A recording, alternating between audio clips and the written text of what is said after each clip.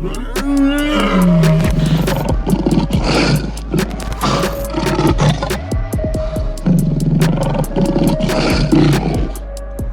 going on, people? This is your boy, Mandell Anthony, with A.L.N.S. Always a lion, never a sheep.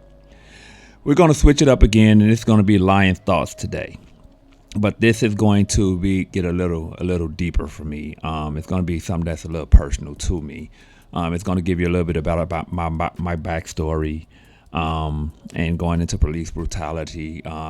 My last Lion's Thoughts, I asked for comments and I asked for people to give me feedback on the topic that they wanted me to discuss the most, because I discussed several topics on my last Lion Thoughts and I just kind of skimmed over a bunch of them. But now I'm going to discuss police brutality in detail, to include something that I saw on TV today, on one of the shows that I enjoy watching. It's a Chicago show that I enjoy watching, and kind of go into detail on what we can do as a culture to help alleviate some of the heartache that's being caused with all of the murders that's going on, murders by the police and murders by us. Now, I do want to preference in saying there is no such thing as black on black crime. You know, everybody always, or the opposition, should I say, always say, you know, you're all blaming it on the police, but what about black on black crime? There's no such thing as black on black crime. Black on black crime is just crime. Just like there's no such thing as white on white crime, or Asian on Asian crime, or Hispanic on Hispanic crime. Crime is crime, regardless of the culture, regardless of the race. So we need to really get away from saying or using, or what about black on black crime, as a reason to attempt to validate police brutality.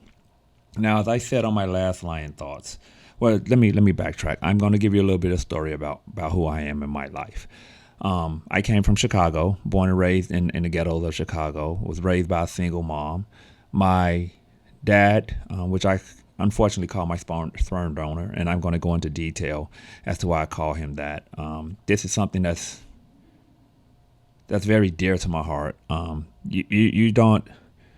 If you've watched any of my podcasts or know me, I'm a very manly man. But there's only one thing that really hits my soft spot, and that's when I talk about my situation with my sperm donor, my dad, whatever you want to call it.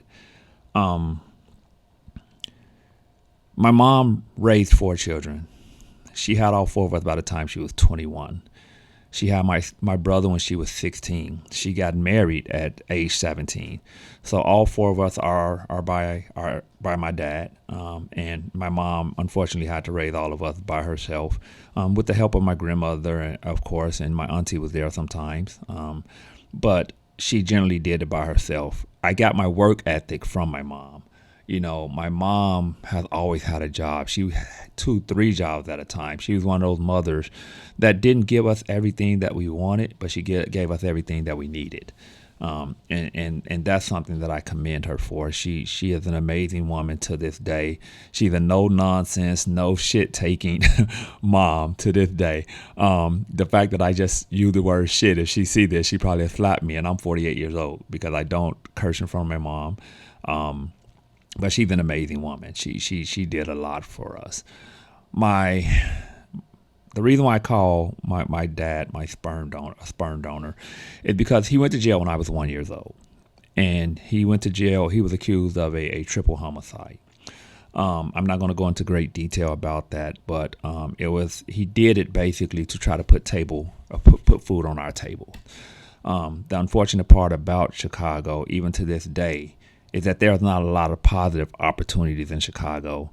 I can walk a block and find 100 illegal things to do, but I got to walk 30 blocks to find something legal to do that would be beneficial financially. So that's the problem, where everybody talking about what needs to be done about Chicago, what needs to be done about Chicago, what needs to be done about Chicago. Instead of talking, do something. Put some positive opportunities for young black males, for young black females in the Chicagoland area, in the impoverished areas of Chicago. That's the only way that's going to be changed, because people need to eat. And unfortunately, if there's not any positive opportunities for them to eat, they're going to do whatever they need to do to eat. Now, I'm in no way, form, or fashion stating that there are not just some knuckleheads in Chicago that's just doing all the crazy stuff because they're just knuckleheads. That's in every city. But the majority of people in Chicago that's doing all this craziness, they don't want to be doing all that craziness. When I was in Chicago and I was doing what I was doing, I didn't do it because I wanted to do it. I did it because I wanted to eat. I wanted to fit in. I wanted to be part of the crowd. That's why I am who I am now as an adult. I'm not a lion. I'm a lion. I'm not part of the crowd. I would never be a sheep ever again. But a lot of the people in Chicago just want to eat, and we need positive opportunities in Chicago so that they can eat. But back to my father. Like I said, he went to jail when I was 1, and he did some 20-some odd years in jail. So I never got a chance to really know him as a man outside of jail. When he got out of jail, I was looking forward to it. I would get into arguments and fights at school because I defended him when people were saying your dad was a jailbird. I looked up to him because I knew that he did it to try to put food on our table. So I respected him until he got out. And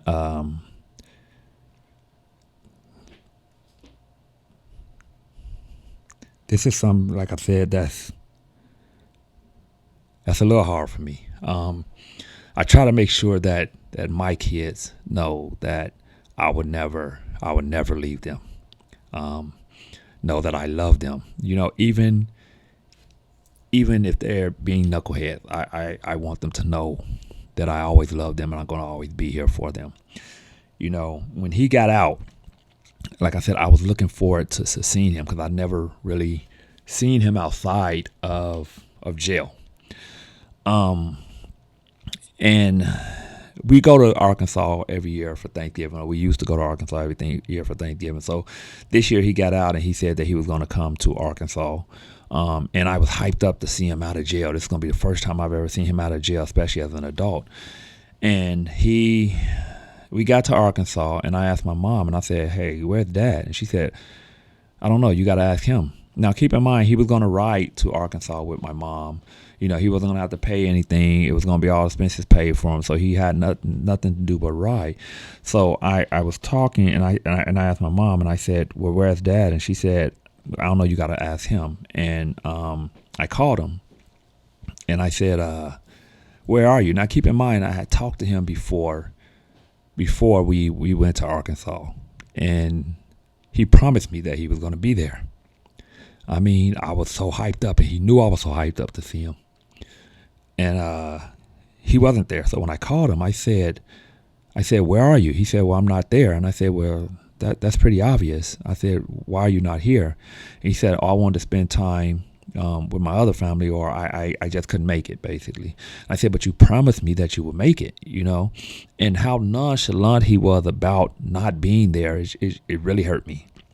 Because this is a man, again, that I didn't know. He went to jail when I was 1, and I always looked up to him, and I always had him, I was always in his corner, And for him to just blatantly just not show up, it really hurt me. And to this day, I don't really talk to him because of that. Now, some other stuff happened that I'm not going to go into detail, after that, where, he unfortunately had a habit.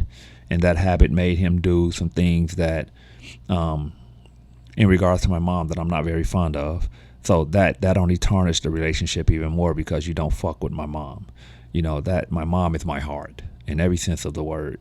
So you don't mess with my mom. And what he did, not putting his hands on her, nothing like that, because then he would be dead. You don't mess with my mom. But what he did do tarnished our relationship even more. And over the years, he's tried to talk to me. He's tried to make things better, but it's just really at a point where I'm a grown man. Ain't nothing you can teach me now. You can't go throw a ball with me. You can't show me how to dribble a basketball. What's the point? And people say, well, you got to understand, man, that he's still your blood, He's about as much as my blood in my eyes as a person walking on the street that I never met before, because as I stated, I don't know him. So I know him about as much as the next person walking on the street. And a lot of my family feel that I should forgive him, that I should make amends. But I don't think they understand my pain. My brother he was able to see him for a few years. My brother is 5 years older than me, so he was able to see him for a few years out of jail. Both of my sisters were able to see him for a few years out of jail. My sisters, one of my sisters stay in Chicago, so she's able to see him a lot more. I just feel, especially with me living in California and him living in Chicago, I never got the opportunity once he got out to truly get to know him. And when he didn't show up, it crushed me because I with everything in me, I was so looking forward to seeing him in Arkansas. And again, as I stated earlier, him being extremely nonchalant about not showing up made me feel like he didn't care, so I just stopped caring altogether. But I told that story to basically put emphasis on how in a lot of families, and it's not just black families, in a lot of families, the father is not in the home. Whether the father is not in the home because he's in jail, or whether the father is not in the home because him and the mom separated, or whether the father is not in the home because he works too much and doesn't focus on his kids. Not having a father in the home plays a huge part in the upbringing of young men and young women. I feel that every single child, whether it be a male or female, needs the inspiration of a mom and a dad. So even if the dad is not in the home or the mom is not in the home, you need to be in that kid's life. You need to make sure that kid knows that you love him. You need to make sure that kid knows that you have his back or her back. You need to make sure that kid knows that no matter what is going on, there's going to be someone that they know they can always call on. I have a friend, and she may not want me to talk about this, so I'm not going to go into great detail about it, but I have a friend that has two amazing daughters, and one of them is struggling through something real bad right now, and sometimes my friend is at her wit's end. She's kind of lost on what she should do next to help her daughter cope with what she's going through, but she has a great support group, and at the end of the day, I can say that this young lady has always been there for her daughter, even when her daughter has gone off on her, even when her daughter has made her feel like she's not the mom that she knows she is. She has always been there, and she always, even when I gave her advice and say, sometimes you just got to focus on making you happy, she ignored that advice and said, that's my daughter, so I'm going to always be there for her. And that's something that we really need to focus on. We really need to focus on being there for our kids, whether they're small or whether they're grown, just to make sure they know someone has their back, because mental issues are real. I used to say back in the day that I didn't believe that mental issues was real. It's just people that's just faking it. But mental issues are very real. They are very true, and they can damage that person and damage that family tremendously. So we need to be there for our kids.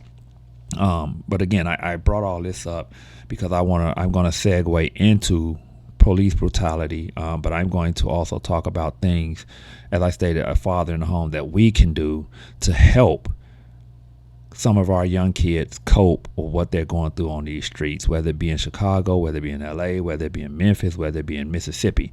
It doesn't matter. We need to make sure that we take ownership for what we may be lacking as parents to ensure that our kids have the best opportunity for a positive future. As I stated earlier, there's no such thing as black on black crime, just as there's no such thing as any other ethnicity crime on crime. But we do have to take ownership for the problems we cause in our own neighborhoods. We have to understand that there are people out there that oppose us. We have to understand there are people out there that don't want to see us succeed. We need to stop helping them in that. We need to stop helping them with us not succeeding in life. Every time I saw this episode, and I'm not going to name the show because I don't have the rights to name the show on my show, but there was this show that came on yesterday, and I watched it today on my DVR. And like I said, it's one of the Chicago shows. It's like 3 or 4 of the Chicago shows that I watch every one of them. But this was about a young kid that he shot another young kid. Or he was actually in the car with the kid that shot another young kid. But the only reason why either one of those two young black kids shot the other black kid is because the local gang member, which was like the head of the gang in that particular area, told them that if they don't kill his kid, then he was going to kill them. Unfortunately, that happens a lot in Chicago.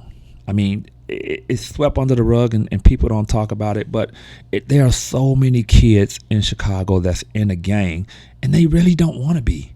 They've been forced to be in that gang. They've been forced to live the life of a gang member, and there's nothing that's being done about it. There's nothing that's...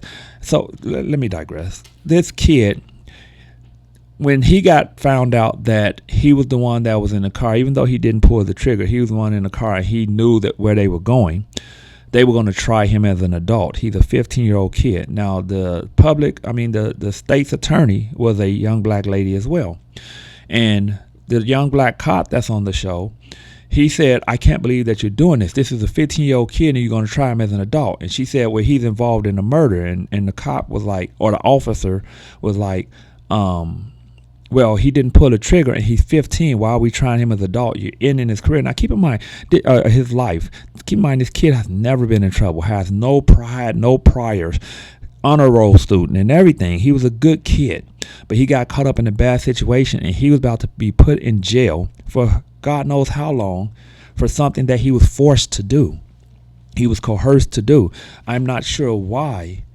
There's no coercion laws that would prevent something like this from happening. Now, unfortunately, when the kid was on his way, the young black cop was on his way to take the kid to jail. The kid that was in the car with him ran up to the police car and shot the kid. So the kid ended up dying. A very talented young black man, or a young black kid, ended up dying for something that he was forced to do. Now, I told the story to basically tell how there's opposition out here for us. Y'all got to understand, we've been out of slavery for how many years? 200 plus years. Why are we still only 13% of this country? You have to think about that. What is being done to us? We populate just as fast, or if not faster, than other ethnicities. But why are we still only 13% of this country that we've been in for 200 plus years? Free, as they say. So what is being done to us where? And I know people going to say, well, blacks have high diabetes, high cholesterol. You know, a lot of the black people are not taking the vaccine.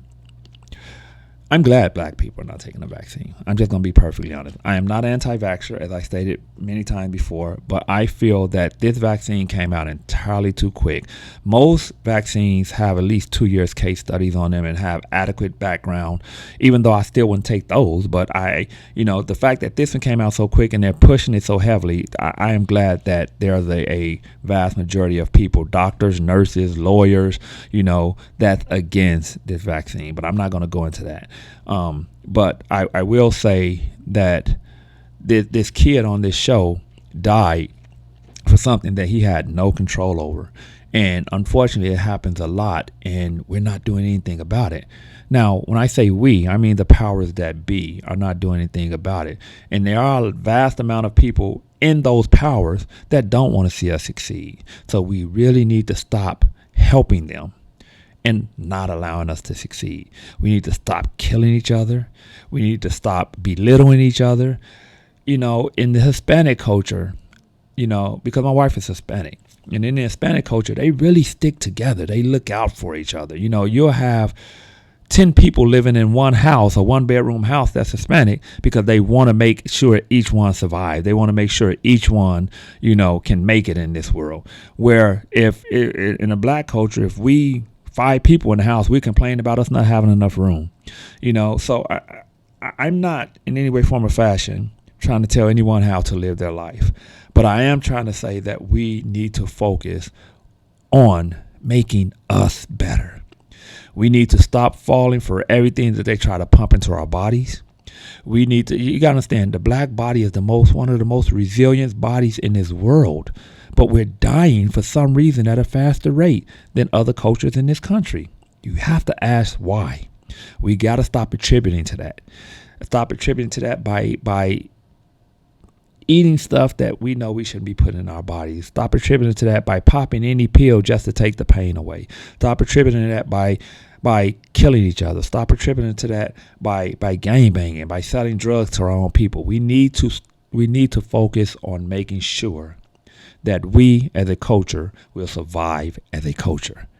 Because after 200 something plus years and we only at 13%, we're not surviving as a culture. We're failing as a culture.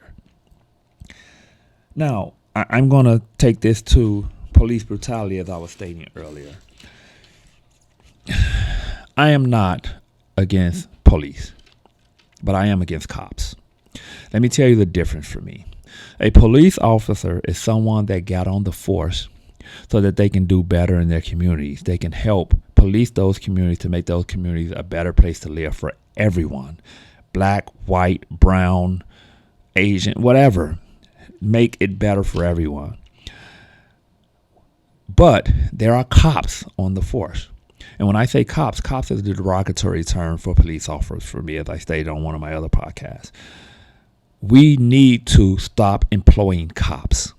We need to employ more police officers and stop employing cops. And if we have employed cops, we need to get those cops off the force. As I stated, there's no job out here where someone's going to be on that job and constantly be bad at their job and still stay on that job. Why are we allowing cops to stay on the police force with good police officers, tarnishing the name of the police force? Do I think, as I stated before, that the police force is bad in its entirety? No, I don't think it's bad in its entirety. I do feel that there are bad cops. And because there are bad cops, it makes the police force look bad in its entirety. I will say this, and I will say this clearly, and I really don't care who does not agree with me. You can kiss my ass. The defunding of the police force is the stupidest idea I've heard. Now, reappropriating funds to proper departments that can help where police are not trained to help is a good idea. And in fact, it's an amazing idea. There should be more psychiatrists on the police force. There should be more drug prevention counselors on that show up to these crime scenes or these scenes where these cops are shooting people. The police in the United States only have to have a high school diploma to be able to go on a police force. Now, you got to go through the academy and all of that stuff. But in other countries, you got to almost have a master's degree to get on the police force. The unfortunate is because they're trying to get police on the force so quick that they're accepting people that they know shouldn't be on the force. And because the blue code or code of blue or whatever it's called, they keep them on the force so that it doesn't make the police force in its entirety look bad. But we all know it, like I said, in any job that people hire people that shouldn't be working there. As I stated before, cops don't need to be on the force simply because they was pussies in high school and they want to act tough and bad now. Cops don't need to be on the force simply because they felt like, I want to go on here and kill all of the black people, or I want to go on here and kill all the white people, or I want to go on here and kill people, period. Because you should never get on the force and think, I want to kill anyone. You should get on the police force and think, I want to de-escalate problems to make the situation better. That's what we should be hiring. That's the type of vetting that we should be doing. These officers should be going through psychiatric counseling prior to actually be getting on the police force to make sure that they are sane in the head, to make sure that they don't have any ill intent when it comes to policing the communities that they ride in. I truly feel that there is an issue with racism on the police force. But these are by cops, not police officers. The police officers that are on the force for good reasons. The cops that are on the force for bad reasons. We need to separate those two. The cops that are doing these things should be punished just as if they were not cops. Being a police officer is a job. At the end of the day, you get paid for this. You get a lot of people saying the police officer is so dangerous. So is the Marine Corps, which I was in. No police officer goes to a crime scene and charges right at the gunman. We do that in the Marine Corps, especially in recon. We do that. So when you say that this job is so dangerous, you knew what you were signing up for when you signed up for it. You knew what you was getting paid for. So don't start coming back and complaining saying this job is so dangerous. If you was on this job, you would know how to act. Well, then you shouldn't have took the job. If the job was too dangerous for you to handle the things that come with the job, then you shouldn't have taken the job. You're getting paid. And you're getting paid to do a job. You're not getting paid to shoot people. You're not getting paid to be the judge and the jury. You're getting paid to make the area that you police better. And that's not what's happening. And it's not, again, are black people being killed in a disproportionate rate than any other ethnicity in this country? Yes, we are. A lot of people say, well, more white people die at the hands of cops than black people. That is very true. The number itself is larger for white people than for black people. But you got to understand that black people only make up 13% of this country. And with black people making up 13% of this country, if you kill 10 of us, that's like killing 100 white people. So we are being killed at disproportionate rates compared to any other ethnicity. So all of these arguments that people are saying, well, more white people die at the cops' hands, it's not about the more people that die, it's about the proportionate rate. You're eliminating a race, basically, by killing us at the rate that you're killing us. And again, I'm not in any way, form, or fashion saying that a police officer's job is not hard, because it is. It is. It's stressful. You see things that, that can be traumatizing to you, just as I did when I was in the Marine Corps. But when I signed up for the Marine Corps willingly, I knew what the possibilities were. And I was open to accepting those possibilities and trying to handle those possibilities in a professional and more so rational manner. The unfortunate part is a lot of these cops are not out here acting rationally. A lot of these cops are going out and being trigger happy when they don't have to be. You got, when there's a standoff and you have a building where a guy has took people hostages, you bring in a negotiator. Why haven't we ever seen a negotiator for making someone get out of their car instead of shooting them? Why haven't we ever seen a negotiator for talking people out of the house like Breonna Taylor instead of going in guns a-blazing? There are many other ways that you could subdue someone. You got tasers. You got billy clubs. You got rubber bullets. Why is the most lethal option the first option? Why are we even allowed? How is that even an argument for the police department? How? That the first option that this cop chose was to use the most lethal weapon that they have. Out of all of the non-lethal weapons they have, they chose to use the most lethal weapon they have on many people that was completely unarmed. When I went in the Marine Corps, part of boot camp was training, where you had to learn how to fight, where you had to learn how to defend yourself, where you had to learn how to disarm someone. I'm assuming that they have that same type of training in the police department. But instead of using that training, instead of trying to subdue someone with your hands that will lead to keep them alive, you choose to shoot them. How is that even being argued by any person that has any type of rational morale? The fact that you feel that it's okay for your first option to be the most deadly option, and for you as police department to defend that, how does that make any sense at all? It makes people think, well, they're really not trying to see what's happening, because it's pretty clear what is happening, but they're not even trying to see it. And they don't want to see it. So why should we sit by and just allow it to happen? I am in no way, form, or fashion, and never will, condoning ambushing officers by any means. But you got to understand the mindset of some people that's just fed up with it. They're at a point where they just can't take it anymore, because you're seeing cop after cop after cop after cop after cop getting off after using the most lethal method to subdue someone as their first option. We need to do better. I need to do better. You need to do better. We all have to take responsibility for what's going on in this country. We are contributing to our deaths. They are contributing to our deaths. Why are we helping them contribute to our deaths? Open your eyes, people. How many people in your family, and I'm not just talking about black people, I'm talking to everybody that watch my podcast. How many people in your family have something that they can hand down to you when they die? How many people in your family have any type of generational wealth at all? Why not? And if your answer is none, one or two, why not all your family? There are so many things out here that can be done to try to make money.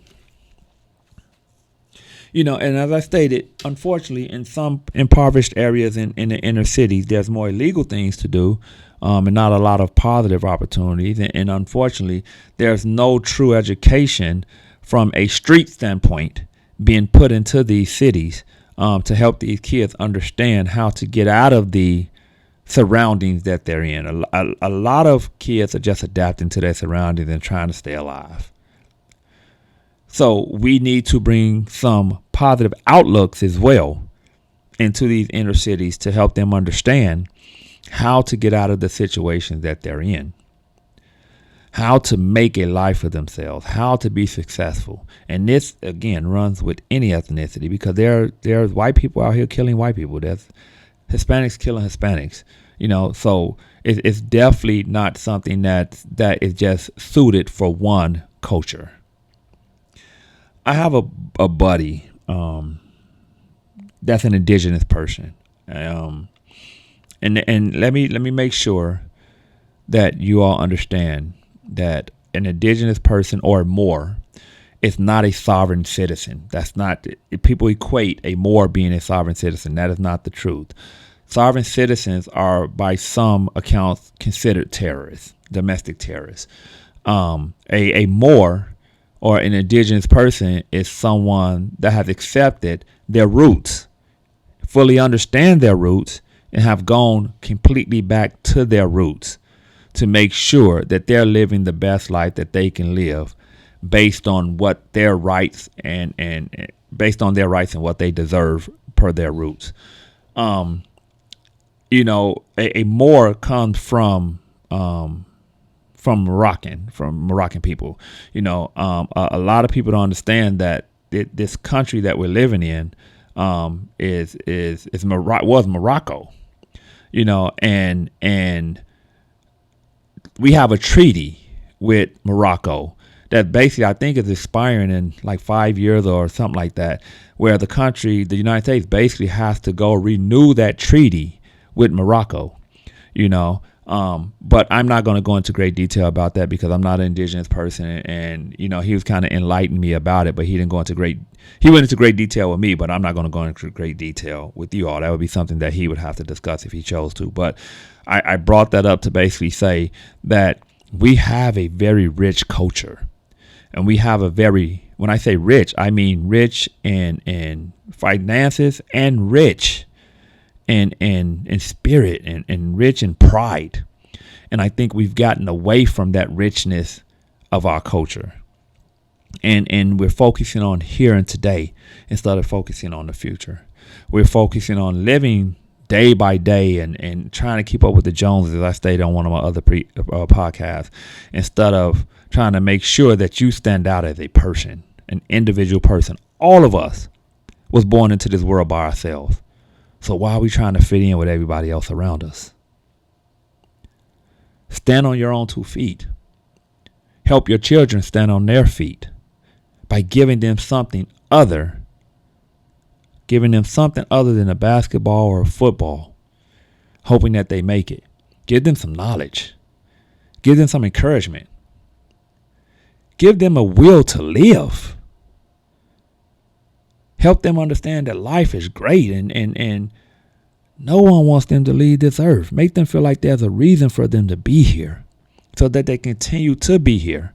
And they can stop taking lives of other people that deserve to be here as well. We definitely have to do better. I didn't really want to make this podcast super dramatic, but it's just something that just really has been eating at me. and something that I just really had to get off my chest. And we put so much emphasis on police brutality, but I don't think we put enough emphasis on self-preservation.